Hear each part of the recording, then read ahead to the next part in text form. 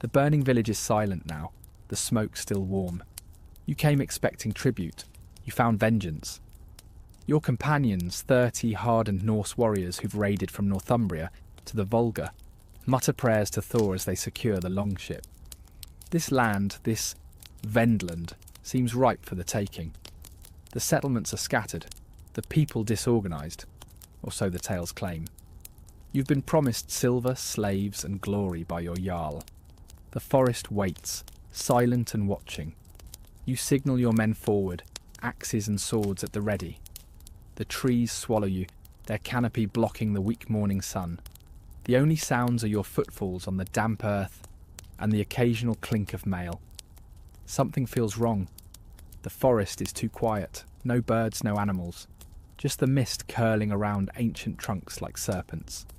The first sign comes as a low, mournful howl, not quite wolf, not quite human, echoing from somewhere ahead. Then another answers from behind. Your skin prickles. These are no ordinary wolves. "Hold," you whisper, raising your hand. The war party freezes. The forest floor shifts beneath a warrior to your right. He has time only for a startled cry before the ground gives way, sending him plummeting into a concealed pit. The sickening crunch of spikes piercing flesh rises from below, followed by strangled screams. Then they come. Figures materialise from the mist. Tall warriors with faces painted in swirling patterns of white and red. Their hair is wild, adorned with bones and feathers. Some wear wolf pelts, the animals' heads still attached and forming hoods. They move with unnatural silence, emerging from behind trees that seem too slender to hide a man. A horn blasts, deep and resonant, and suddenly the air fills with arrows.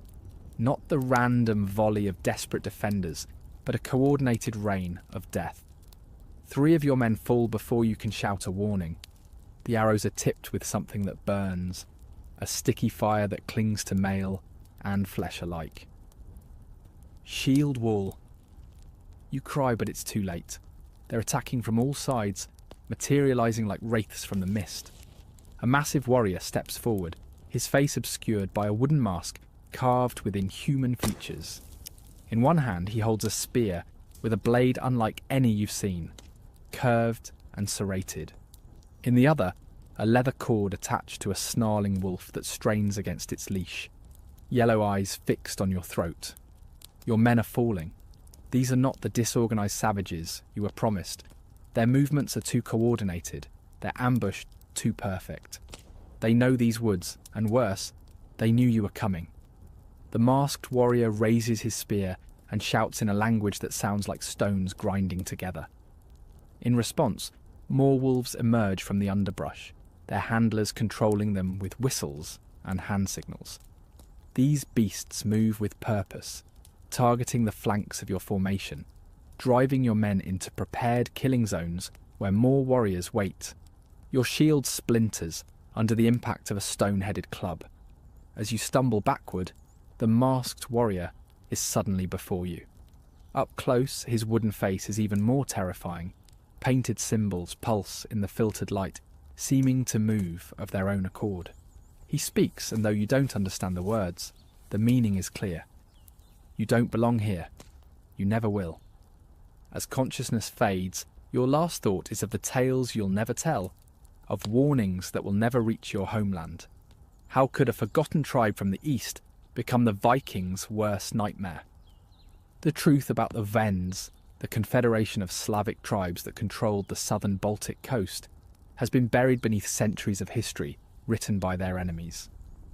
Their story is one of fierce resistance, tactical brilliance, and a cultural identity so strong it withstood the might of both Norse raiders and Christian crusaders. While Viking exploits fill our modern imagination, few remember the people who broke their power and changed the course of Northern European history. This is their story. The land of the Wends stretched along the southern Baltic coast, from the Elbe River in the west to the Oder in the east, extending inland through forests, marshes and plains. This territory, parts of modern Germany, Poland and the Baltic states, was home not to a single tribe, but to a confederation of West Slavic peoples, united by language, customs, and a fierce determination to remain free. The Obotrites controlled the western territories near the Elbe, serving as the first line of defence against Saxon expansion. The Veleti, later known as Lutici, dominated the central regions, while the Rani ruled the island of Rügen and adjacent coastal areas. Further inland, the Sorbs maintained control of the forests and highlands. Each tribe maintained its independence, while recognising their common heritage and the advantages of mutual defence. By the 8th century, when they first appear in written records, the Wends had already established a sophisticated society. Their settlements were unlike anything in Scandinavia. Circular fortified complexes called grodi, singular grod, that combined defensive, religious and administrative functions. Archaeological excavations at sites like Radosh reveal wooden palisades surrounding raised platforms where wooden buildings housed the warrior elite, craftspeople and priests. The Slavs build their fortresses in circles, wrote Ibrahim ibn Yaqub, a 10th century Jewish merchant who travelled through Wendish lands. They drive thick stakes into the ground, build walls of wood and earth, and surround them with water. Within these circles they establish their homes and temples. These settlements weren't mere villages, but centres of power, trade, and religious worship. The largest could house thousands of people during times of danger, with enough supplies to withstand prolonged sieges. Unlike the Norse, who built their power on mobility and raiding, the Wends created a defensive network that turned their homeland into a fortress. Their society was hierarchical, but not feudal. A warrior aristocracy, led by princes or chieftains, kniaz, ruled each tribe, supported by a class of free warriors who owned land and participated in tribal assemblies. Below them were craftspeople, farmers, and a small class of slaves, usually captives taken in battle. Women held significant status, particularly those connected to religious practices. The Wendish religion centred on a complex pantheon of gods and spirits. Chief among them was Svantevit, the four-headed god of war and prophecy, whose main temple stood at Arkana on Rügen Island. Other important deities included Triglav, the three-headed god who ruled earth, heaven, and the underworld, Perun, god of thunder, and Jivia, goddess of life and fertility. Religious practices blended public ceremonies with private household worship. Each settlement maintained sacred groves, where priests conducted rituals, divinations, and sacrifices. These priests, both male and female, held tremendous influence, often serving as advisors to tribal leaders and interpreters of omens. When the first Norse longships appeared on Wendish shores in the late 8th century, the Vikings expected to find easy prey. What they encountered instead was a society prepared for war.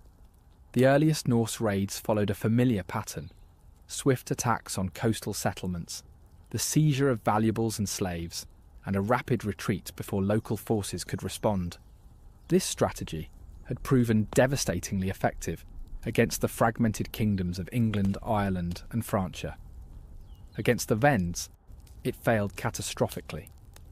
The Slavic Chronicle of Helmold, though written later and from a Christian perspective, preserves accounts of these early encounters. The Northmen came in their ships, thinking to plunder the land of the Slavs, as they had done elsewhere. But the Slavs had watched and learned. They met the raiders not with fear, but with fury, driving them back into the sea with great slaughter. Archaeological evidence supports these accounts. At several coastal sites, layers of ash and weapon fragments date to this period. But unlike similar sites in England or Francia, these layers are followed by immediate rebuilding and fortification. The Wends didn't abandon their coastal settlements, they strengthened them. What made the Wendish response different was their organisational structure. While other European peoples relied on kings or lords to muster armies, a process that could take weeks, the Wends maintained a constant state of readiness. Each settlement had its warrior contingent, and sophisticated signal systems using hilltop beacons, drums and horn calls could rapidly spread warnings across vast territories. When danger threatens, wrote Adam of Bremen in his 11th century chronicle, the Slavs can assemble a great host in a single day, for they are ever prepared for war and value nothing more than their freedom. The Vikings quickly learned that raiding Wendish territory required more men and resources than they could spare. Small raiding parties were annihilated, their ships captured, and their men sacrificed to Slavic gods. Larger forces faced coordinated resistance that neutralised the Vikings' traditional advantages of surprise and mobility. A telling archaeological discovery came from a mass grave near modern Wollin, Poland. Excavated in the 1960s, it contained the remains of approximately 40 men who died violently around 850 CE. DNA analysis and isotope testing revealed them to be of Scandinavian origin, while their wounds, predominantly to the back and legs, suggested they died while fleeing. Among the grave goods were fragments of Norse weapons and jewellery, but also items of Wendish origin, suggesting the bodies had been stripped of valuable gear before burial. The Wends didn't just repel Viking attacks, they studied them. Each encounter provided lessons about Norse tactics, weapons, and weaknesses. While the Vikings relied on the terror of their reputation, the Wends developed countermeasures specifically designed to neutralise Norse advantages. By the mid-9th century, the balance of power in the Baltic had shifted. The Wends were no longer merely defending their territory. They were beginning to project power outward, conducting their own raids against Danish settlements and Norse trading posts. The hunters had become the hunted. For the first time, the seemingly invincible Vikings had met their match. The forests of Wendland were not merely terrain, they were weapons. Unlike the sparse woodlands of Scandinavia, the primeval forests of the southern Baltic coast were dense, ancient, and treacherous to outsiders. The Wends transformed these natural barriers into sophisticated defensive systems that confounded even the most experienced Norse raiders. The Slavs make the forest itself their ally, wrote a frustrated Danish chronicler. They know every path, every stream, every clearing. They can move through dense woodland as easily as we cross an open field, appearing and vanishing like spirits. Archaeological surveys have revealed the extent of this forest defence network. At strategic points, particularly along likely invasion routes, researchers have found evidence of defensive modifications. Trees were partially cut through and left standing, creating prepared zones that could be quickly felled to block paths or crush advancing enemies. Narrow passages were lined with concealed pits, some containing sharpened stakes, others simply deep enough to break a horse's leg or trap a man in heavy armour. But the most innovative aspect of Wendish forest defence was their use of psychological warfare.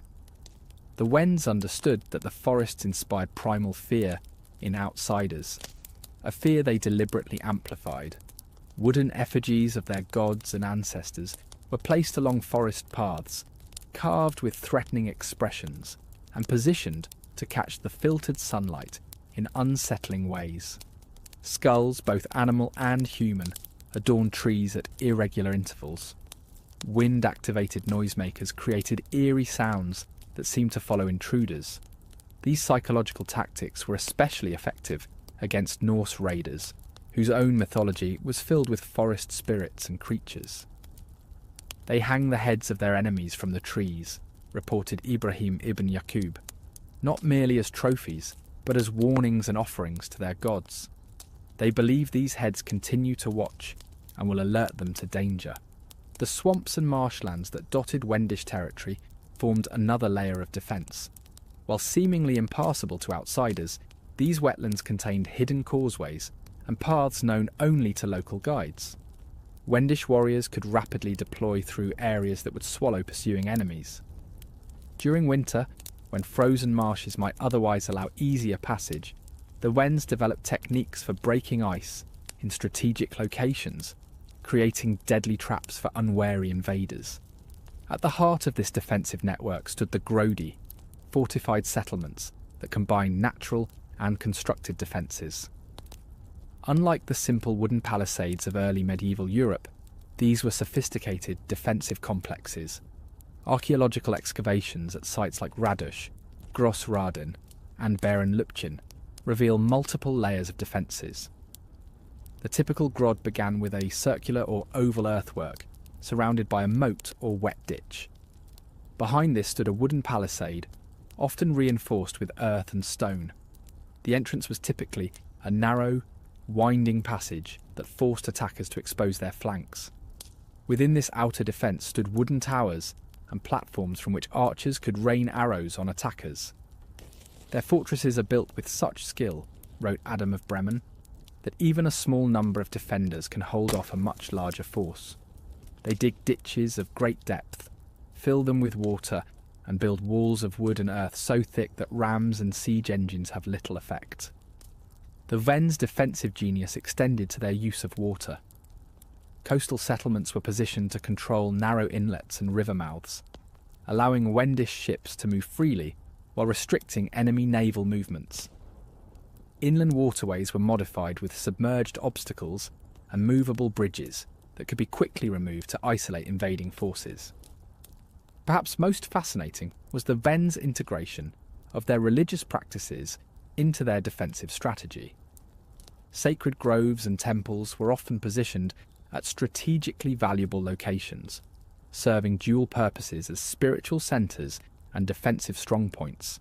Attacking these sites meant not only facing determined defenders, but also risking the wrath of Slavic gods, a psychological barrier that even the most hardened Norse raiders found daunting. They claim their gods walk among them during battle, reported a Saxon chronicler. They believe that Svantevit himself will strike down any who defile his sacred places. What is most disturbing is how often their enemies meet with misfortune after attacking their temples. The legends of wolves in Wendish warfare contain elements of both truth and myth-making. Archaeological evidence confirms that the Wends did indeed keep wolves. Excavations at several settlements have uncovered wolf remains that show signs of captivity and controlled breeding. These weren't fully domesticated animals like dogs, but rather semi-tamed predators kept for specific purposes. Training likely began with cubs taken from dens and raised among humans. Selected for aggression and trainability, these wolves were conditioned to respond to specific handlers and signals. Unlike war dogs, used by other cultures to attack enemies directly, Wendish wolves served primarily as psychological weapons and sentinels. The Slavs keep wolves that obey commands like hounds, wrote a horrified Christian missionary. They use these beasts to guard their settlements, and, it is said, to hunt men in the forests. Their howling strikes terror into all who hear it, for it seems as if the forest itself has come alive with demons. In battle, wolves were typically kept on leashes by specialised handlers. Their primary purpose was intimidation. The sight and sound of snarling wolves unnerved both men and horses. During forest ambushes, wolves would be positioned downwind from approaching enemies, allowing their scent to reach the raiders' horses. The resulting panic often broke formations before combat even began. What made the Wendish defensive system truly remarkable was its adaptability. Unlike the rigid, hierarchical military structures of their enemies, Wendish defence relied on decentralised command and local initiative. Each settlement knew how to defend itself and how to coordinate with neighbours. Messages could be relayed across vast distances using signal fires, drum patterns and horn calls. This decentralised approach meant that even if invaders managed to destroy one settlement or defeat one tribal group, the overall defensive network remained intact. There was no capital to capture, no king to kill or convert that would bring the entire confederation to its knees. They have no single ruler whose death would end their resistance, complained a frustrated Saxon commander. Cut off one head, and two more rise to continue the fight. By the late 9th century, the Wends had transformed their homeland into a fortress that even the feared Vikings approached with caution. Their defensive innovations, combining natural terrain, constructed fortifications, and psychological warfare, created a system that would influence military thinking throughout the region for centuries to come. The Vikings, masters of offensive warfare, found themselves confronted with a defensive genius they could neither overcome nor fully comprehend. In the forests and marshes of Wendland, Norse military supremacy met its limit. What would have happened if the Wends hadn't resisted the Vikings? Would Scandinavia have dominated the Slavic world? Share your thoughts in the comments, especially if you have Slavic heritage. But the Wends were not content merely to defend. As Viking pressure on their territories intensified during the 9th century, they recognised that passive defence alone would not ensure their survival. Drawing on the lessons learned from Norse raiders, they developed their own offensive capabilities that would eventually carry Wendish warriors to the shores of Denmark and beyond. The transformation began with naval innovation. The Wends had always been skilled boat builders, constructing vessels suited to the rivers and coastal waters of their homeland. Now they studied captured Viking ships, adapting Norse designs to create vessels that combined Scandinavian seaworthiness with modifications suited to Wendish tactics. Archaeological discoveries at Ralsvik on Rügen Island have revealed the remains of Wendish shipyards dating to the mid-9th century. The vessels constructed there were similar to Viking longships in basic design, but featured several crucial differences. They were generally broader with shallower drafts, allowing them to navigate the shallow coastal waters and rivers of Wendish territory. Unlike Viking ships, which prioritised speed and carrying capacity for raiding, Wendish vessels emphasised stability as platforms for archers. "The ships of the Slavs are smaller than ours," wrote a Danish chronicler, "but they move with surprising speed and can enter waters too shallow for our vessels. They carry many archers whose arrows rain down like hail." Most significantly, Wendish ships featured removable rudders and centreboards that allowed them to reverse direction without turning, a crucial advantage in the narrow channels and rivers where many engagements took place. This innovation gave Wendish naval forces unprecedented manoeuvrability in confined waters. By the 860s, Wendish fleets were conducting regular raids against Danish settlements along the Baltic coast. Unlike Viking raids, which focused primarily on plunder, Wendish attacks had strategic objectives, disrupting Danish naval power, destroying shipyards, and establishing control over key trade routes. The Danish settlement of Hedeby, one of the most important trading centres in the Baltic, became a primary target. Archaeological evidence shows that the town suffered several destructive attacks during the late 9th century. Excavations have uncovered layers of ash and destruction containing Wendish arrowheads and distinctive pottery fragments, silent testimony to raids that Danish chronicles describe with horror. The Slavs came in many ships, their warriors painted for battle and howling like wolves, recounts the annals of Fulda. They burned the ships in the harbour, slew many defenders, and carried off both treasure and captives. When Danish reinforcements arrived, the Slavs had already vanished back into the mists. These raids weren't merely acts of revenge, but part of a coordinated strategy to secure control over the southern Baltic. By targeting Danish naval power, the Wends effectively created a buffer zone that protected their homeland from future Viking aggression. The island of Rügen became the centrepiece of Wendish naval strategy. Its position, jutting into the Baltic like a spearhead pointed at Denmark, made it ideal for launching raids against Scandinavian territories. The island's natural harbours could shelter hundreds of ships, while its interior provided resources for shipbuilding and provisions for raiding parties. Most importantly, Rügen housed the temple of Svantevit at Arkona, the religious centre of the Wendish Confederation. This dual role as both military base and sacred site gave Rügen immense symbolic and practical importance. Attacks on the island weren't merely military threats, but assaults on the spiritual heart of Wendish identity. "The island they call Rügen is the centre of all evil," wrote Adam of Bremen, reflecting Christian attitudes toward this pagan stronghold. "It is here that their most abominable worship takes place, and from here that their raids against Christian lands are launched." By the end of the 9th century, Wendish control of the southern Baltic was nearly complete. Their fleets dominated the sea lanes between Rügen and the Danish islands, while their network of coastal fortifications provided secure bases for further expansion. Viking merchants wishing to trade along the southern Baltic coast now did so under Wendish terms, paying tribute for safe passage.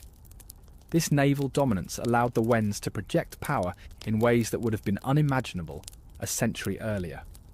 Wendish mercenaries began appearing in the armies of various European powers, bringing with them their distinctive fighting styles and equipment. Wendish traders established outposts as far away as the British Isles and the Mediterranean. But naval power was only one aspect of Wendish military expansion. On land, they developed offensive tactics specifically designed to counter the strengths of their primary enemies, the Vikings from the north and the Saxons from the west. Against Viking raiding parties, the Wends employed what modern military analysts would call swarming tactics, using their superior knowledge of local terrain to surround and isolate Norse forces. Small, highly mobile Wendish units would harass Viking raiding parties, picking off stragglers and forcing the main body to deploy defensive formations that slowed their movement. "They attack like wasps," complained a Norse account, striking quickly and then retreating into the forest. When pursued, they lead our warriors into ambushes where more of their kind wait with bows and spears. Against the more heavily armoured Saxon forces, the Wends relied on different tactics. Saxon armies typically moved slowly, burdened by supply trains and armour. The Wends exploited this lack of mobility by avoiding direct confrontation, instead targeting supply lines and isolated detachments. When forced into pitched battles, they used their superior archery to wear down Saxon forces before closing for hand-to-hand combat. Archaeological evidence from battlefield sites reveals the effectiveness of these tactics. Excavations at several 9th century conflict sites show distinctive patterns of arrow distribution, suggesting coordinated volleys designed to create gaps in enemy formations. The positioning of Wendish and Saxon remains indicates that Wendish forces typically maintained mobility throughout engagements, while their opponents were fixed in defensive positions. The weapons and armour of Wendish warriors reflected their tactical approach. Unlike their heavily armoured Saxon neighbours, or the shock-oriented Viking raiders, Wendish warriors prioritised mobility and ranged combat. Typical equipment included a composite bow, several light javelins, a single-edged sword or axe for close combat, and a small round shield. Armour was typically limited to a leather jerkin, sometimes reinforced with small metal plates, and an open helmet that didn't restrict vision or hearing. This lighter equipment allowed Wendish warriors to move quickly through difficult terrain and maintain fighting effectiveness over extended campaigns. It also meant that Wendish forces could be raised and equipped more quickly and at lower cost than their enemies' armies. "Their warriors appear lightly armed," observed a Saxon chronicler. "But do not mistake this for weakness. They move with great speed through forests and swamps where our knights cannot follow, and their arrows find the gaps in the finest mail." The true strength of Wendish offensive operations lay not in their weapons or tactics alone, but in their strategic coordination. Unlike the opportunistic raids of Viking forces or the ponderous campaigns of Saxon armies, Wendish military actions followed coherent strategic objectives, controlling key trade routes, securing buffer territories, and isolating enemy strongholds. This strategic sophistication confounded their enemies, who often failed to recognise the patterns in what seemed like random raids and skirmishes. By the time the broader strategy became apparent, the Wends had typically achieved their objectives and consolidated their gains. "They are unsettlingly organised," wrote a frustrated Danish jarl. What appears as separate raids by different tribes reveals itself in time as parts of a larger design. By the time we understand their purpose, it is too late to prevent it. The combination of naval power, innovative tactics and strategic coordination transformed the Wends from defensive survivors to regional powers. By the early 10th century, they controlled a territory stretching from the Elbe to beyond the Oder, dominated the southern Baltic sea lanes, and posed a serious threat to both Scandinavian and Saxon interests in the region. For the Vikings, who had built their reputation on terrorising coastal communities throughout Europe, the emergence of the Wends as an offensive power represented a shocking reversal. The raiders had become the raided, the predators now prey. This reversal would have profound implications for the future of Viking power in the Baltic and beyond. The Wends had not merely survived Viking aggression, they had learned from it, adapted to it, and ultimately turned it back upon its originators. In doing so, they changed the balance of power in Northern Europe and wrote a chapter of resistance that deserves greater recognition in the history of the Viking Age. At the heart of Wendish resistance to both Viking raiders and Christian missionaries lay a religious and cultural identity that provided spiritual justification for their struggle and psychological tools for prosecuting it.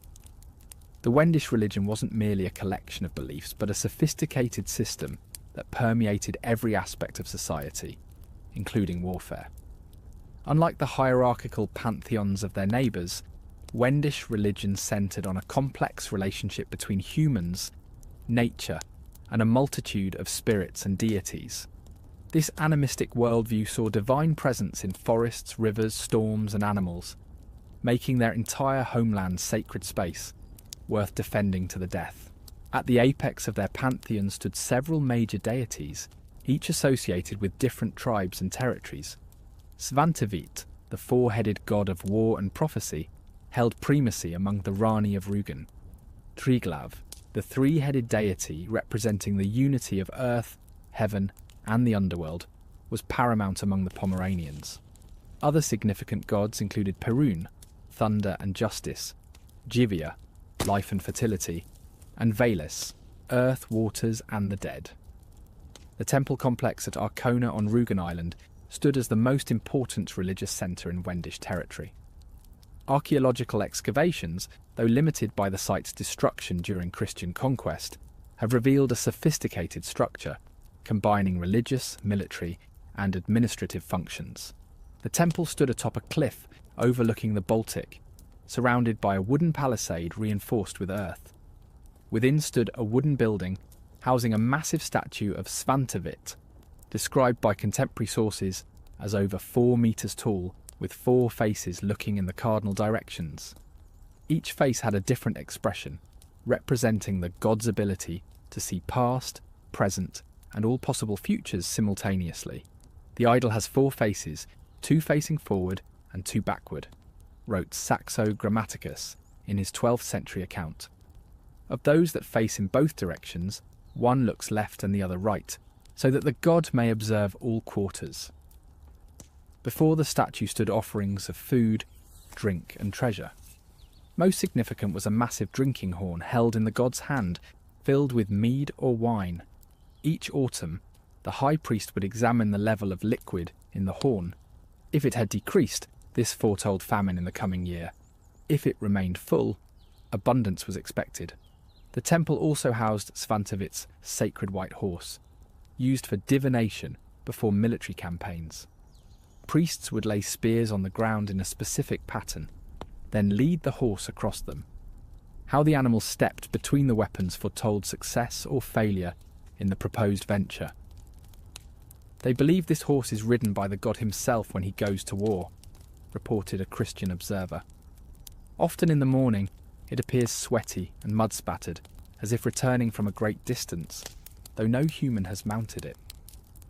What made Arkona particularly significant was its dual role as both religious centre and military stronghold. The temple complex included barracks for a permanent guard of 300 elite warriors dedicated to Svantivit. These men formed the core of Rugen's military power, supplemented by general levies during times of war. This integration of religious and military power created a formidable psychological weapon. Wendish warriors believed they fought with divine sanction and protection, while their enemies, particularly Christians, feared they faced not merely human opponents, but the power of pagan gods. They go into battle believing their gods fight alongside them, wrote a Saxon chronicler. This makes them fearless to a degree that borders on madness. Even when greatly outnumbered, they attack as if victory is certain. Beyond the major temples, Wendish religious practice extended into everyday life and warfare through a complex system of rituals, taboos, and divination practices. Before battles, warriors underwent purification rituals, received blessings from priests, and carried talismans believed to provide protection. Captured weapons were ritually killed by bending or breaking before being offered to the gods, while portions of plunder were dedicated to temple treasuries. Most disturbing to Christian observers were Wendish sacrificial practices. While human sacrifice was relatively rare, reserved for major crises or victories, animal sacrifices were common. Particularly significant was the ritual sacrifice of captured enemy leaders, whose deaths were seen as both offerings to the gods and demonstrations of Wendish power. They select one from among their captives, usually the leader or most noble, and sacrifice him to their gods, reported a horrified missionary. The manner of this sacrifice is too terrible to describe in detail, but involves dismemberment while the victim still lives, with each part offered to different deities. The psychological impact of these religious practices on their enemies cannot be overstated. To Vikings, themselves no strangers to bloody rituals, Wendish religious practices seemed alien and terrifying. Christian missionaries and Saxon warriors faced not only the physical threat of Wendish weapons, but the spiritual dread of confronting what they perceived as active demonic forces. This psychological warfare extended to the battlefield through the use of sound, symbolism, and altered states of consciousness. Wendish warriors painted their bodies with symbols of their gods and totemic animals. Before battle, many consumed preparations of herbs and fungi that induced berserker-like states, a practice that both protected them from fear and made their behaviour in combat unpredictable and terrifying. They adorned themselves with images of their gods and beasts, observed a Danish account. Some paint their faces and bodies white like the dead, others red like blood. Before battle, they work themselves into a frenzy through dancing and drinking potions prepared by their priests. In this state, they feel no pain and fight with unnatural strength. The soundscape of Wendish warfare was carefully orchestrated to maximise psychological impact. Their battle cries mimicked animal sounds, particularly wolves and bears, while drums and horns created rhythms designed to disorient enemies and coordinate their own movements. The sudden silence that often preceded ambushes was equally calculated to heighten enemy anxiety. Perhaps most significant for their resistance to outside domination was the decentralised nature of Wendish religion. Unlike Christianity with its hierarchical priesthood and centralised authority, or even Norse paganism with its emphasis on rulers as religious figures, Wendish spiritual practices operated at multiple levels simultaneously. While major temples like Arkona held regional importance, each settlement maintained its own sacred spaces and local priests. Family units honoured household deities and ancestors independently of community rituals. This religious decentralisation mirrored and reinforced their political structure, a confederation rather than a kingdom. This decentralisation made the Wends remarkably resistant to conversion efforts. Christian missionaries found that even when they convinced a local leader to convert, his people often continued their traditional practices. Without a king whose conversion could be imposed on his subjects, Christianization required converting the Wends family by family, village by village, a nearly impossible task against determined resistance. Other pagans may be brought to Christ by converting their kings, lamented a missionary report. But among the Slavs, each man considers himself king in matters of faith. Convert one, and 100 remain steadfast in their errors. The religious dimension of Wendish resistance explains much about their effectiveness against both Viking raiders and Christian missionaries. Their warriors fought not merely for land or plunder, but in defence of a sacred landscape inhabited by their gods. Their military successes reinforced their belief in divine favour, creating a self-reinforcing cycle of resistance and religious conviction. For the Vikings, themselves motivated by a complex mixture of economic, political, and religious factors, encountering an enemy equally motivated by spiritual beliefs, but with utterly different practices, created a unique psychological challenge. Norse raiders who feared little from human opponents found themselves hesitating before the unknown spiritual powers of the Wendish forests and temples. As one Norse saga puts it, even the bravest warriors felt their courage fail when the Wendish priests began their chants and their wolves howled in answer. For it seemed the forest itself had taken their side, and what man can fight against the land itself? The religious foundations of Wendish resistance would eventually prove both their greatest strength and ultimate vulnerability. The same spiritual conviction that enabled them to resist Viking incursions would later make compromise with Christian powers difficult, ultimately leading to the Wendish Crusade. But for nearly 3 centuries, their religious practices provided the psychological framework that allowed a confederation of tribes to withstand the might of both Norse raiders and Christian kingdoms. In the clash between Viking expansion and Wendish resistance, we see not merely a military contest, but a collision between fundamentally different worldviews, each convinced of their spiritual righteousness, each willing to fight to the death for their gods and way of life. The rise of Wendish power along the southern Baltic coincided with and contributed to significant changes in Scandinavian society. As the 10th century progressed, the era of unfettered Viking raiding began to wane, replaced by more centralised kingdoms and Christianisation efforts. While many factors contributed to this transformation, the Wendish resistance played a crucial but often overlooked role. The economic impact of Wendish control over the southern Baltic trade routes struck at the heart of Viking prosperity. By the mid-10th century, the Wends effectively controlled access to the wealthy trading networks of Eastern Europe and the Byzantine Empire. Viking merchants could still participate in this trade, but now on Wendish terms, paying tolls, accepting restrictions, and operating from positions of diminished power. Archaeological evidence from trading centres like Volin, sometimes identified with the semi-legendary Jomsborg, reveals this shifting balance of power. Excavations show a transformation from a predominantly Scandinavian settlement in the 9th century to one dominated by Slavic culture by the mid-10th century, though still engaging in international trade. The material culture reflects a fusion of styles and influences, but with Wendish elements increasingly predominant. The marketplace at Volin gathers merchants from all lands, wrote Ibrahim ibn Yaqub, but it is the Slavs who set the terms of trade and collect tribute from ships entering their waters. This economic pressure coincided with and accelerated political changes within Scandinavia itself. The early Viking Age had been characterised by numerous small kingdoms and chieftainships, competing for resources and prestige. By the late 10th century, larger, more centralised kingdoms were emerging in Denmark, Norway, and Sweden.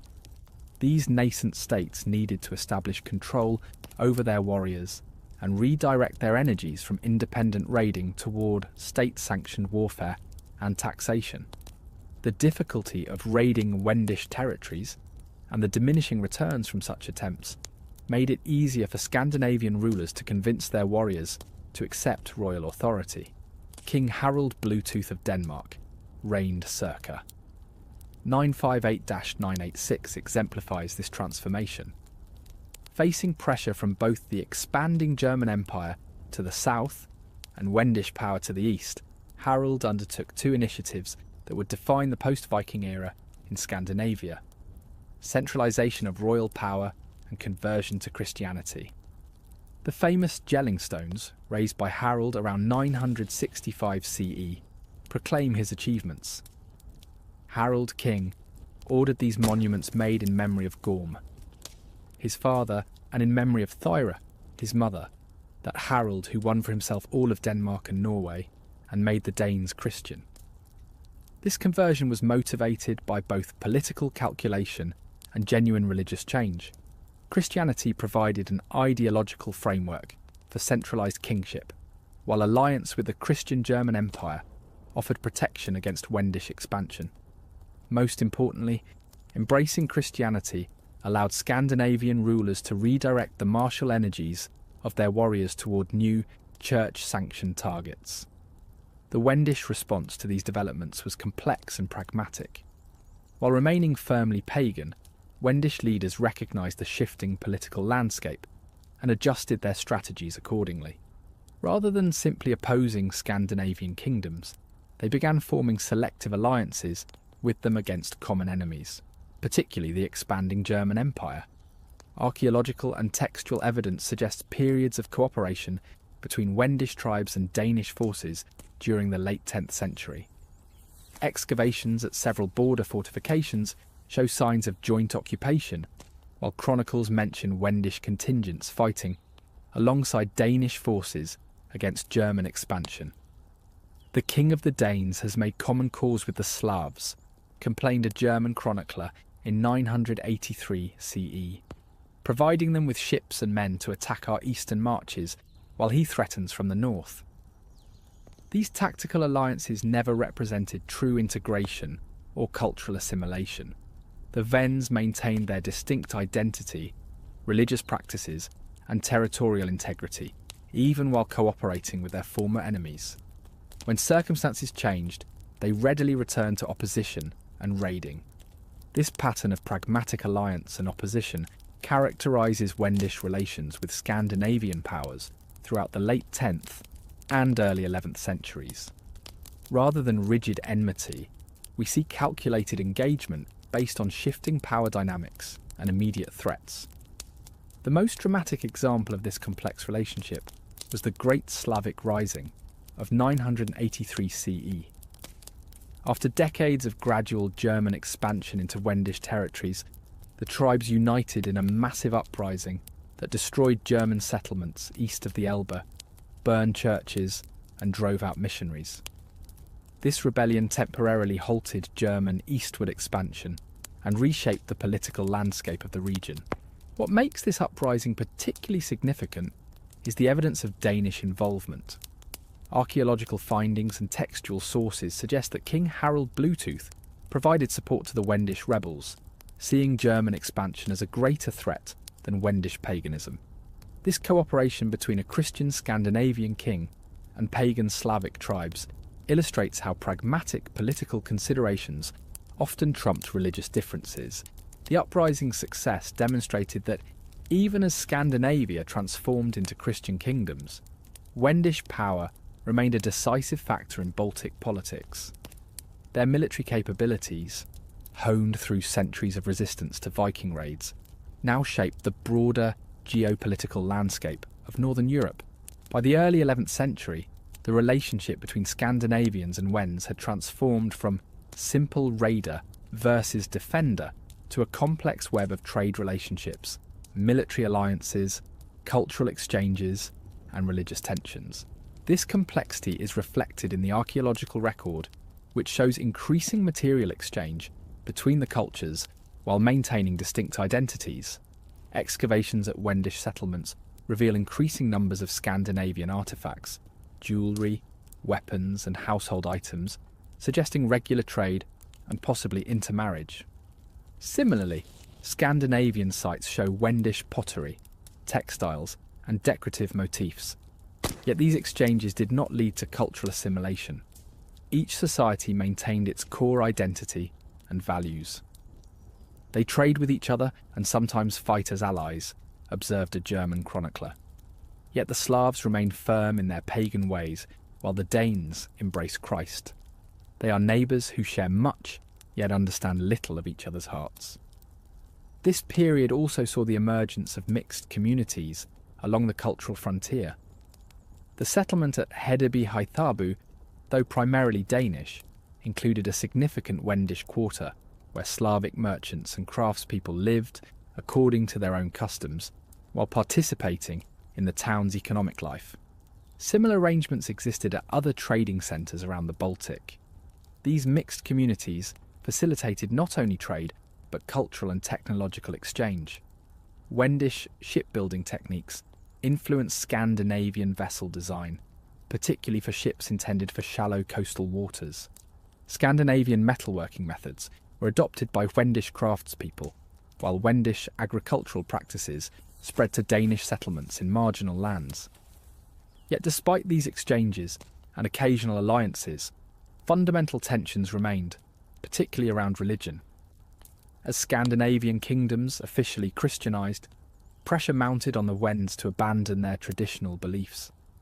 Christian missionaries, now supported by the power of Scandinavian kings, intensified their efforts to convert the Slavic tribes. The Wends' response was typically pragmatic, outward accommodation when necessary, combined with determined preservation of their core beliefs and practices. Archaeological evidence from this period shows the construction of Christian churches in some border settlements, yet continued use of traditional sacred sites in the same communities. They allowed churches to be built and priests to preach, complained a frustrated missionary, yet continue their sacrifices in secret groves and consult their pagan soothsayers before making any decision of importance. This religious tension would eventually culminate in the Wendish Crusade of the 12th century, but for the transitional period of the late 10th and early 11th centuries, an uneasy coexistence prevailed. The Wends remained a powerful, independent force in the Baltic region, neither conquered by their Scandinavian neighbours, nor fully integrated into Christian Europe. For the Vikings, or rather for the Scandinavian kingdoms that evolved from Viking society, the Wendish experience represented both a challenge and an opportunity. The challenge came from facing an enemy who had studied their tactics, adapted to their strengths, and developed effective countermeasures. The opportunity lay in the potential for alliance against common enemies and participation in the trade networks the Wends controlled. The transformation of Scandinavia from a land of independent raiders to organised Christian kingdoms occurred in constant dialogue with Wendish resistance and power.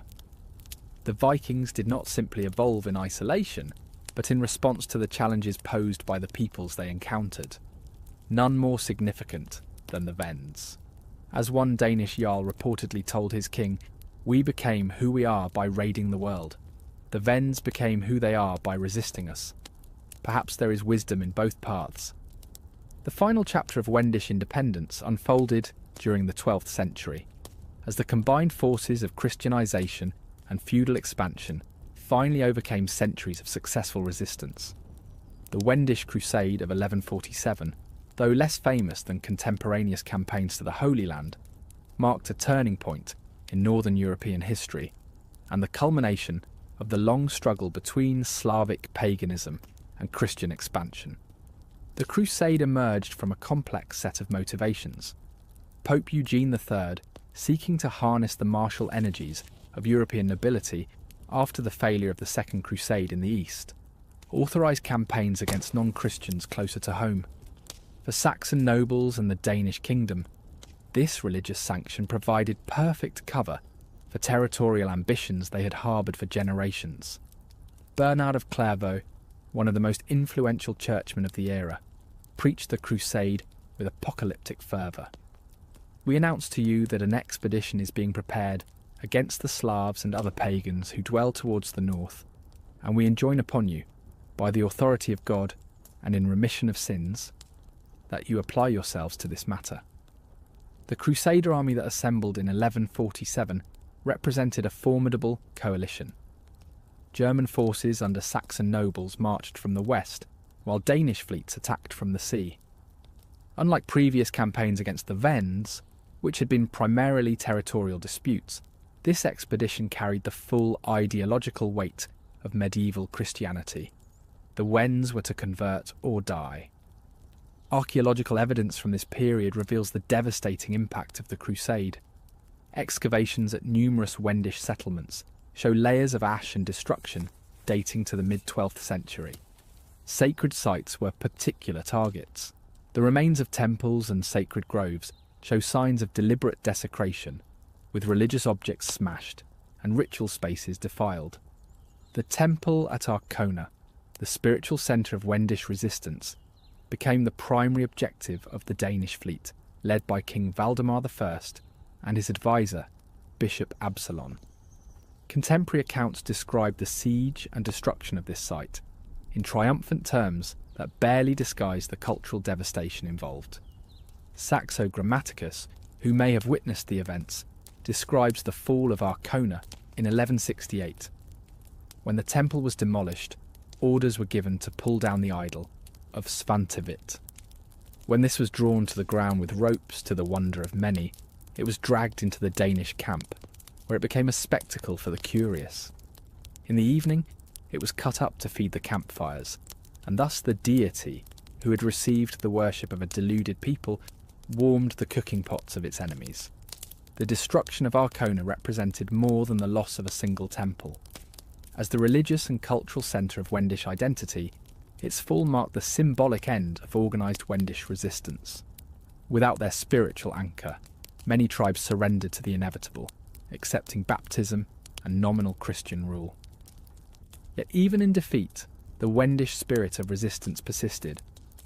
Archaeological evidence suggests that many communities maintained dual religious practices, officially Christian but secretly continuing traditional observances. Excavations at several sites have uncovered Christian churches built directly atop sacred groves, with evidence of continued pagan offerings made surreptitiously at the same locations. They come to church and receive baptism, complained a German priest in 1170, yet continue to make offerings to trees and springs when they believe no Christian eyes observe them. They speak our prayers with their lips while their hearts remain with their old gods. The political consequences of the Wendish Crusade reshaped northern Europe. Wendish territories were gradually absorbed into German principalities and the Danish kingdom. The once independent tribes became subject peoples, their lands redistributed to Christian nobles and monasteries. German colonisation intensified, bringing new settlers who transformed the demographic and linguistic character of the region. By 1200, the political entity known as Wendland had ceased to exist. The tribal confederation that had successfully resisted Viking raids and earlier Christian expansion had been fragmented, conquered, and increasingly assimilated. Yet this military and political defeat did not represent the complete erasure of Wendish culture and identity. In the centuries that followed, elements of Wendish language, customs, and folklore persisted among rural populations, particularly in remote areas. Place names throughout northeastern Germany and parts of Poland preserve Wendish origins, silent testimony to the people who once dominated the region. In some isolated communities, particularly in the Spreewald region, distinct Wendish identity, later called Sorbian, survived into the modern era. Archaeological discoveries continue to reveal the sophistication and resilience of Wendish civilization. Excavations at sites like Gross Raden have uncovered evidence of advanced craftsmanship, international trade connections, and complex social organisation that challenge earlier dismissive characterisations of the Wends as primitive tribes. The material culture recovered from these sites, intricately decorated pottery, finely crafted jewellery, sophisticated weapons, speaks to a society far more developed than Christian chroniclers acknowledged. Particularly striking are the artistic representations of their deities and mythological scenes, which reveal a rich symbolic tradition that was nearly erased by Christian conquest. Their craftsmanship shows skill equal to any in Europe, noted one archaeologist studying Wendish artefacts. Their religious art in particular displays a symbolic complexity and aesthetic sophistication that contradicts the primitive pagan narrative of medieval chronicles. Perhaps the most enduring legacy of the Wends lies in how they shaped the societies that eventually conquered them. The military innovations developed to counter Wendish tactics influenced German and Danish military organisation for generations. Architectural elements from Wendish fortifications were incorporated into medieval castles throughout the region. Agricultural techniques adapted to the challenging soils and climate of Wendish territories became standard practice among German settlers. Even in religion, the influence persisted.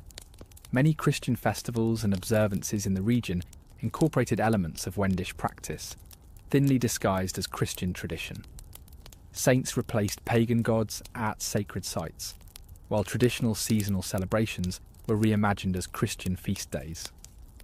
The Church found it easier to redirect their devotion than to eliminate it entirely, observed a 13th century bishop. Their attachment to sacred places and times runs too deep for simple prohibition to overcome.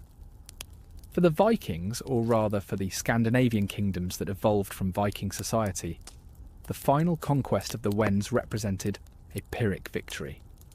By the time Danish forces captured Arkona, Scandinavian society had transformed beyond recognition from the raiders who had first encountered Wendish resistance centuries earlier.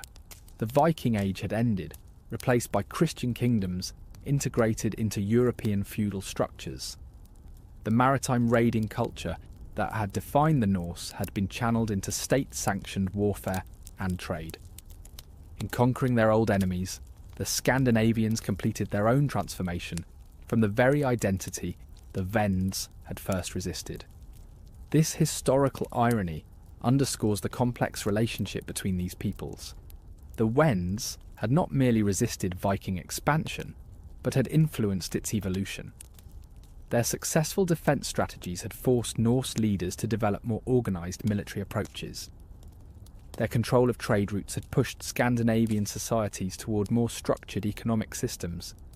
Their stubborn paganism had accelerated Scandinavian Christianisation as a counter-response. In the end, the story of the Wends and Vikings represents not simply conflict, but mutual transformation. Two cultures that defined themselves partly through their opposition to each other, yet ultimately influenced each other in profound and lasting ways.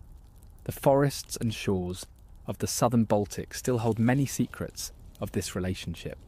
Archaeological research continues to uncover new evidence of both conflict and connection between these peoples. What emerges is a more nuanced understanding of a crucial chapter in European history, one where the conventional narrative of Viking invincibility meets the reality of successful resistance and cultural resilience. We return to the misty Baltic forest where our story began. The ground is still damp with morning dew, the air thick with the scent of pine and salt. But now we see this landscape through different eyes, not as alien territory to be conquered, but as a homeland fiercely defended through generations of struggle. The Wends represent one of history's most successful resistance movements, a confederation of tribes that maintained their independence, culture, and religious practices against overwhelming odds for centuries. Their story challenges our conventional understanding of the Viking Age, reminding us that history is never as simple as conquerors and conquered. What made the Wendish resistance so effective was not merely military prowess, but cultural resilience. They adapted Viking tactics while maintaining their distinct identity. They engaged with international trade networks without surrendering their autonomy. They formed pragmatic alliances when necessary, without compromising their core values. This cultural resilience manifested in their decentralized political structure, a confederation rather than a kingdom. When Viking raiders or Christian missionaries managed to convert or defeat one tribal leader, others continued the resistance. There was no capital to capture, no king whose surrender would end the conflict. This distributed resilience proved remarkably effective against hierarchical opponents. Their religious practices reinforced this resilience by sacralizing the landscape itself. Every forest grove, river, and hill had spiritual significance, creating a homeland worth defending to the death. Their gods were not distant figures, but present forces embodied in the natural world around them. This religious worldview made compromise with Christian missionaries nearly impossible. Surrender meant not just political subjugation, but spiritual devastation. The archaeological record continues to reveal the sophistication of Wendish society. Their settlements were not primitive villages, but complex centres combining defensive, religious, and economic functions. Their craftsmanship, in pottery, metalwork, textiles, and woodcarving, demonstrates technical skill and artistic sensibility equal to their contemporaries. Their trade networks extended from the Baltic to the Mediterranean and beyond. Yet despite their historical significance, the Wends remain largely absent from popular understanding of medieval Europe.